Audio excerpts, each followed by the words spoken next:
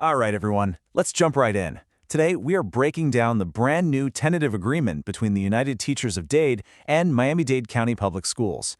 We're going to walk through exactly what's on the table for the next school year. And there you have it, the official agreement. Now, it's been signed by the leaders from both the union and the district, but here's the thing, it's not a done deal yet. Not until the members vote. And that's exactly why digging into these details is so incredibly important right now. So here's our game plan. We're going to start with the big one, right? Your paycheck. Then we'll dive into what's happening with your health benefits. After that, we'll get into some really interesting and frankly important changes in the classroom. And finally, we'll wrap it all up by talking about the choice you have to make, yes or no. Okay, first up, the part everyone's been waiting for, the money. Let's get right into the nitty-gritty of these proposed salary changes and some new supplements.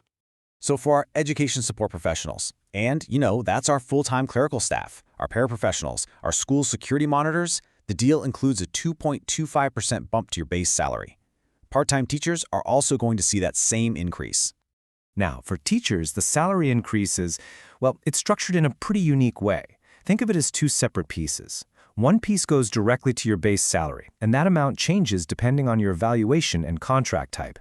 But the other, much bigger piece, 3.26%, that goes into something called a Referendum Retirement Accruing Supplement, or RRAS. Now, here's the most important takeaway. Both parts of this raise count toward your retirement. That's key. And this is huge. The agreement is really putting a spotlight on supporting our exceptional student education professionals. We're talking new and expanded supplements. So for example, teachers in some of the highest needs ESC programs could get up to $2,500. And it's not just for ESE teachers. There are also new supplements for general ed teachers and paraprofessionals who are working with a lot of ESE students. Okay, moving on from salary. Let's talk about the other huge piece of the puzzle, your health care. Because it's not just about the money in your pocket, right? It's about your well-being.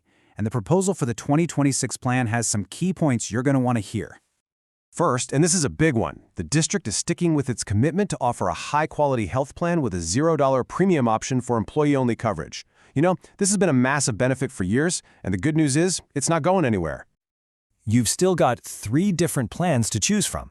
So you can go with the extended plan, which gives you the biggest network of doctors, but it'll cost you more. Or you can pick the focused and SureFit plans. They have smaller networks, but come with much lower or even $0 premiums. It's really about giving you the flexibility to pick what works best for you and your family. Okay, check this out. There's a really interesting new addition to the healthcare plan. It's a program called Lantern. And what it does is pretty amazing. It covers the entire cost of certain major medical procedures. We're talking no deductibles, no copays, zero out-of-pocket for you. This is a potential game changer that could literally save employees thousands of dollars. All right, let's shift gears from your wallet to the classroom itself. This proposal brings in some really powerful new language that's going to have a direct impact on your day-to-day life at work. Now, this is a big one. The contract now officially spells out academic freedom. So what does that actually mean? It backs up your right as a professional to guide those complex classroom discussions when you decide it's the right thing for your students and your lesson. It's all about trusting and empowering your professional judgment. The agreement also seriously beefs up the procedures for keeping the classroom a safe place to learn. It lays out a super clear step-by-step process. So, you can remove a student who is being seriously disruptive. The principal has to be notified right away and take over. You get a copy of the form showing what action was taken, and here's the kicker. That student cannot be sent back to your classroom without your consent unless a special committee decides it's the only option left.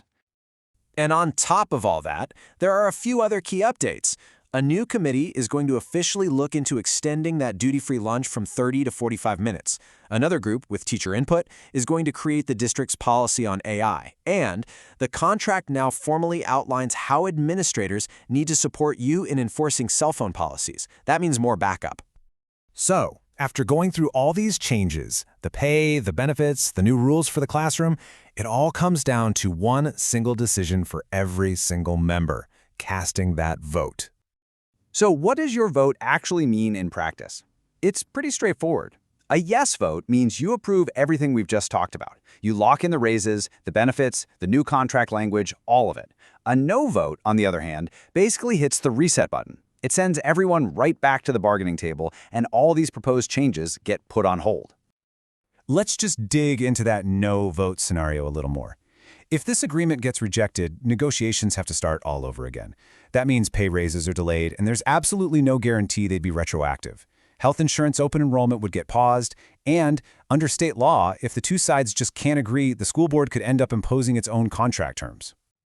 And that really brings us to the final thought here. This vote is about so much more than just a contract. It's going to set the tone for the entire school year.